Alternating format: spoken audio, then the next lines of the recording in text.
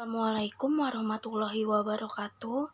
Perkenalkan kami dari kelompok 4 yang beranggotakan Vira Yunita, Irza Ghazali, Rizky Nursyadah, Sheila Haza, dan Yeni Fitriawati. Di sini kami akan memaparkan materi mengenai menganalisis tugas agen pembaharunya. Perkenalkan, nama saya Vira Yunita, NPM 0371171128. Di sini saya akan menjelaskan mengenai pengertian agen pembaharu atau agen perubahan. Agent of change adalah individu atau seseorang yang bertugas mempengaruhi target atau sasaran perubahan agar mereka mengambil keputusan sesuai dengan arah yang akan dikehendakinya. Agen perubahan di sini menghubungkan antara sumber perubahan, inovasi, kebijakan publik, dan lain-lain dengan sistem masyarakat yang menjadi target perubahan. Atau dapat disebut juga agen perubahan yaitu merupakan seorang profesional yang bertugas mempengaruhi klien untuk menerima inovasi sesuai dengan tujuan yang diinginkan. Guna terciptanya mendorong suatu perubahan sosial yang terencana. Kemudian ada fungsi dari agen pembaharu. Fungsi utama dari agen pembaharu yaitu sebagai penghubung antara pengusaha pembaharuan dengan klien. Tujuannya di sini agar inovasi dapat diterima atau diterapkan oleh klien sesuai dengan keinginan pengusaha pembaharuan. Kunci utama keberhasilan diterimanya inovasi adalah komunikasi. Jika komunikasi lancar dan efektif, maka proses penerimaan inovasi akan berjalan dengan cepat dan mendekati ketercapaian tujuan yang akan diinginkan. Assalamualaikum warahmatullahi wabarakatuh. Perkenalkan, nama saya Yeni Fitriawati, NPM 0371171114. Rogers mengemukakan ada 7 langkah kegiatan agen pembaharu pada tugas inovasi dalam sistem klien. Kegiatan yang pertama yaitu membangkitkan kebutuhan untuk berubah. Biasanya agen pembaharu pada awal tugasnya diminta untuk membantu kliennya agar mereka sadar akan perlunya perubahan. Pada tahap ini, agen pembaharu menentukan masalah atau kebutuhan dengan cara konsultatif. Kegiatan yang kedua yaitu memanfaatkan hubungan pertukaran informasi. Setelah ditentukannya kebutuhan untuk berubah, agen pembaharu harus segera membina hubungan yang lebih akrab dengan klien. Agen pembaharu dapat meningkatkan hubungan yang lebih baik dengan klien, salah satunya dengan cara menumbuhkan kepercayaan klien pada kemampuannya, saling percaya, dan juga agen pembaharu harus empati dalam masalah dan kebutuhan klien. Kegiatan yang ketiga yaitu mendiagnosa masalah yang dihadapi. Agen pembaharu bertanggung jawab dalam menganalisa situasi masalah yang dihadapi klien agar dapat menentukan berbagai alternatif dalam kebutuhan klien. Kegiatan yang keempat yaitu membangkitkan kemauan klien untuk berubah.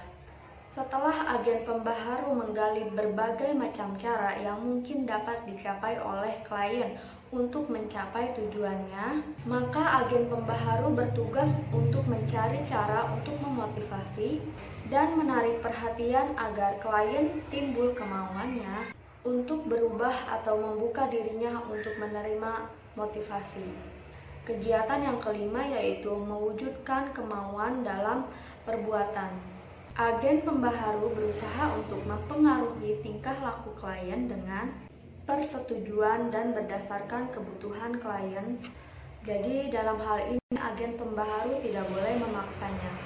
Kegiatan yang keenam yaitu menjaga kestabilan penerimaan inovasi dan mencegah tidak berkelanjutannya inovasi. Agen pembaharu harus menjaga kestabilan penerimaan inovasi dengan cara penguatan kepada klien yang telah menerapkan inovasi. Jadi perubahan tingkah laku yang sudah sesuai dengan inovasi dijaga agar jangan sampai berubah kembali pada saat keadaan belum menerapkan inovasi.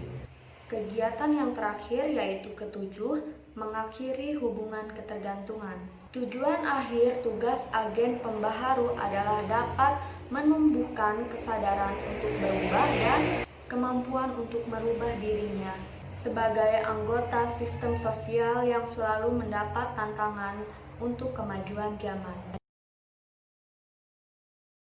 Assalamualaikum warahmatullahi wabarakatuh. Di sini saya akan menjelaskan dan melanjutkan materi tentang sistem difusi, sentralisasi, dan desentralisasi. Sistem difusi yang telah berpuluh-puluh tahun digunakan ialah sistem difusi sentralisasi yang sering disebut juga sistem difusi mode klasik. Apapun ciri-ciri pokok sistem difusi sentralisasi ialah ide, inovasi muncul dari para ahli kemudian disebarluaskan dalam bentuk paket seragam kepada anggota sistem sosial yang mungkin akan menerima atau menolak inovasi. Peranan klien dalam proses difusi sebagai penerima yang pasif, sistem difusi sentralisasi ini pada mulanya dianggap telah berhasil dengan baik untuk menyebarluaskan inovasi di bidang pertanian. Kemudian pada tahun 1970, Rogers menyadari bahwa sistem difusi sentralisasi tidak dapat terlaksana persis seperti apa yang telah direncanakan oleh penemunya. Tetapi kenyataan banyak terjadi di modifikasi atau refinse dalam penerapan di lapangan. Demikian pula Scott pada tahun 1971 mengatakan bahwa teori difusi jauh lebih tertinggal dari kenyataan timbulnya tantangan perlu sistem difusi yang baru. Ia menyatakan bahwa sistem sentralisasi tidak dapat menampung munculnya ide-ide baru dari berbagai bidang yang sangat kompleks dan maka kemudian timbul sistem difusi desentralisasi. Sistem difusi sentralisasi yang pertama, wewenang pengambil keputusan dan kebijakan pada administrasi, pemerintah pusat, dan para ahli bidang ilmu. Arah difusi dari pusat ke bawah, artinya para ahli disebarkan ke para sasaran penerima inovasi daerah. Yang selanjutnya, sumber inovasi dari organisasi formal, penelitian, pengembangan, dan yang ditangani oleh para ahli. Penetapan difusi inovasi dilakukan oleh tenaga administrator di pusat para ahli di bidang ilmu. Pendekatan yang digunakan berorientasi pada inovasi, penentuan kebutuhan klien berdasarkan adanya inovasi dengan teknik pelaksanaan didorong di atas. Tidak banyak terjadi referensi serta modifikasi untuk disesuaikan dengan kondisi setempat selama proses difusi inovasi. Terima kasih.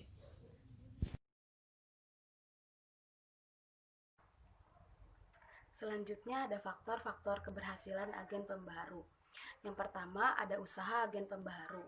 Nah, sebagai indikator untuk mengetahui kegigihan usaha yang dilakukan agen pembaharu ialah yang pertama jumlah klien yang dihubungi untuk berkomunikasi, lalu banyaknya waktu yang digunakan untuk berpartisipasi di desa tempat tinggal klien dibandingkan dengan waktu di kantor atau di rumah sendiri, banyaknya keaktifan yang dilakukan dalam proses difusi inovasi, lalu ketepatan memilih waktu yang untuk berkomunikasi dengan klien, dan semakin banyaknya jumlah klien yang dihubungi atau semakin besarnya usaha agen pembaharu untuk melakukan dengan klien, maka diketahui bahwa keberhasilan agen pembaharu berhubungan dengan besarnya usaha melakukan kontak fisik dengan klien.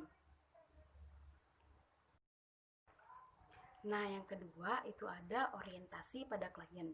Sebagaimana telah kita ketahui, posisi agen pembaharu berada di tengah-tengah antara pengusaha, pembaharuan, dan sistem klien.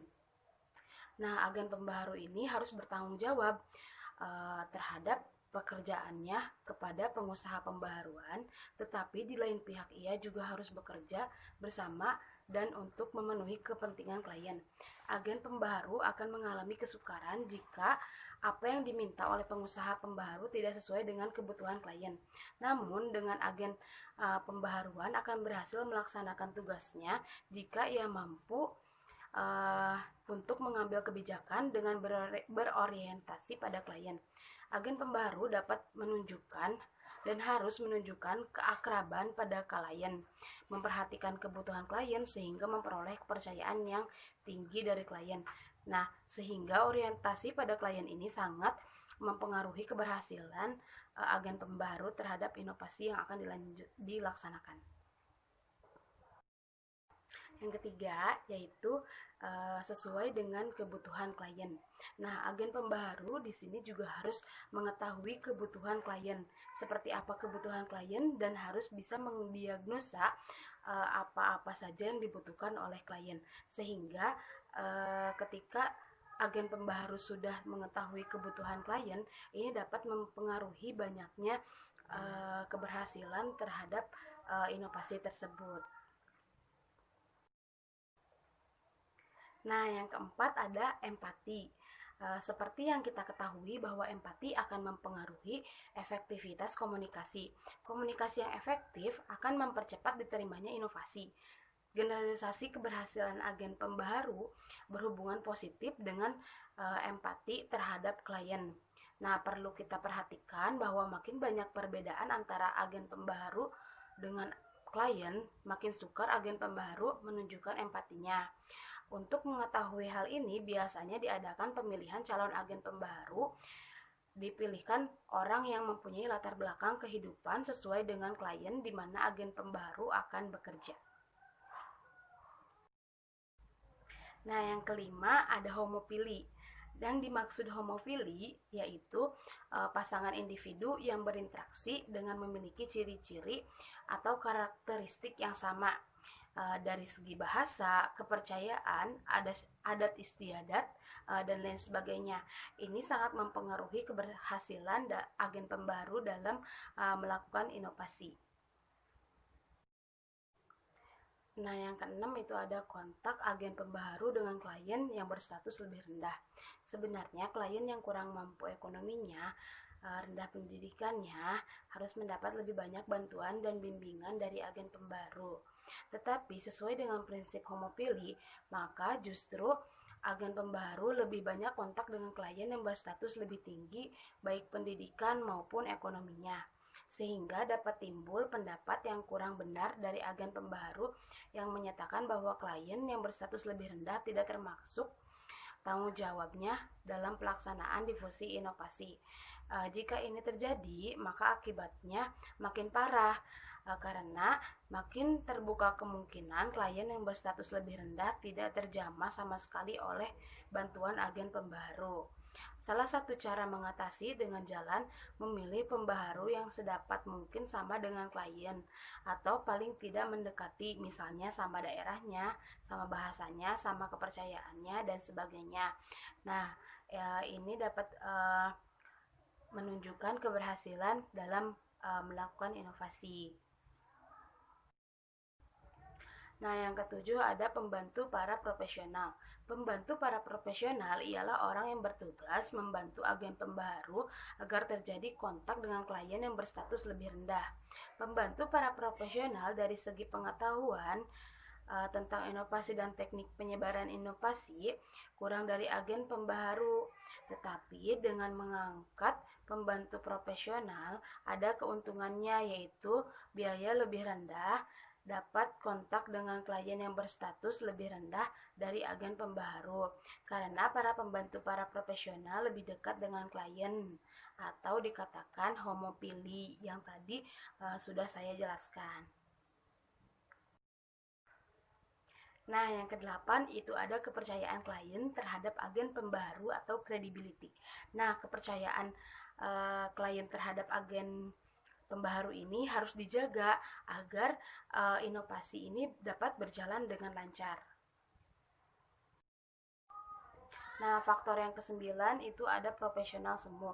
Ini merupakan satu masalah yang sering dijumpai agen pembaharu, ialah timbulnya profesional semu yang terjadi karena pembantu agen pembaharu bergaya seperti agen pembaharu profesional.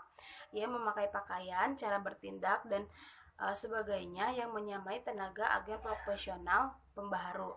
Nah, secara psikologis hal ini wajar karena ia mengagumi kehebatan kompetensi profesional agen pembaharu, sehingga berusaha meniru agar menambah wibawa, tetapi sebenarnya yang diperoleh justru terbalik gitu, karena dengan bergaya seperti tenaga profesional akan menghilangkan fungsinya untuk menjembatani kesenjangan heteropili. Biasanya jika pembantu agen pembaharu menyadari adanya masalah profesional semu, mereka akan berusaha dan berhati-hati dalam bertindak sehingga terhindar dari hambatan terjadinya profesional semu tersebut. Lalu faktor yang ke-10 adalah pemuka pendapat. Nah, di muka masyarakat atau sistem sosial sering terdapat orang yang pendapat-pendapatnya mudah diikuti oleh teman-teman sekelompoknya. Orang memiliki kemampuan untuk mempengaruhi perubahan pengetahuan, sikap, dan tingkah laku orang lain secara informal. Dengan tujuan tertentu disebut pemuka pendapat. Dari berbagai pengalaman dan pengamatan para ahli menunjukkan bahwa difusi inovasi berhasil dengan cara memanfaatkan pemuka pendapat yang ada dalam sistem sosial. Maka keberhasilan agen pembaharu berhubungan positif dengan besarnya usaha untuk kerjasama dengan pemuka pendapat. Nah, yang terakhir itu ada kemampuan klien untuk menilai inovasi. Keberhasilan agen pembaharu ini berhubungan positif dengan meningkatnya kemampuan klien untuk menilai inovasi. Jadi semakin klien memiliki kemampuan untuk menilai inovasi, ini akan semakin berhasil bagi agen pembaharu untuk melakukan inovasi. Saya Sela Azazila, NPM 0371171126 akan melanjutkan mengenai perbandingan antara sistem difusi serta sterilisasi dan difusi disterisasi. Pertama, sistem difusi sterilisasi. Di sini ada 7 poin. Pertama, wewenang mengambil keputusan dan kebijakan berada pada administrasi pemerintah pusat dan para ahli bidang ilmu.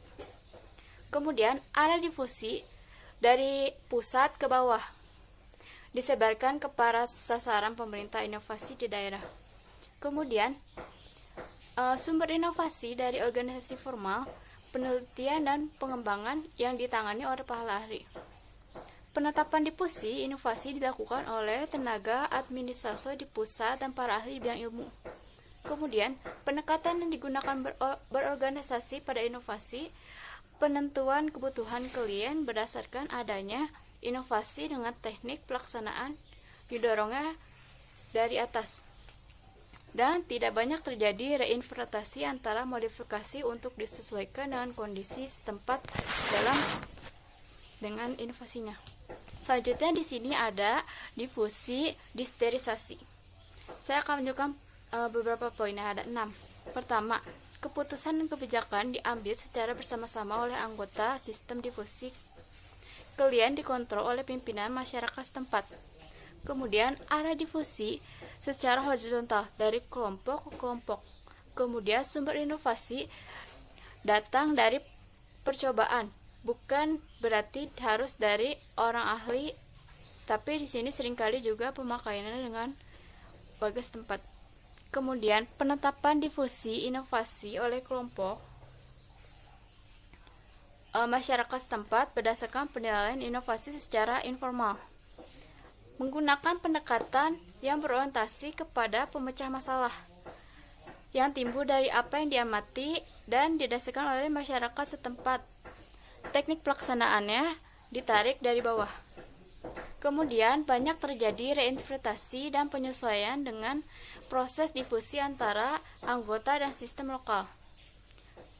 Di sini kita bisa lihat sistem difusi sterilisasi dan sistem difusi desterilisasi sangat berbeda, di mana difusi sterilisasi lebih mengacu kepada pemerintah, sedangkan dan para ilmu. Kemudian sedangkan difusi desterilisasi lebih ke arah daerah lokal pusatnya, di mana dorongannya ini dari bawah, sedangkan difusi sterilisasi dari atas. Sekian, terima kasih.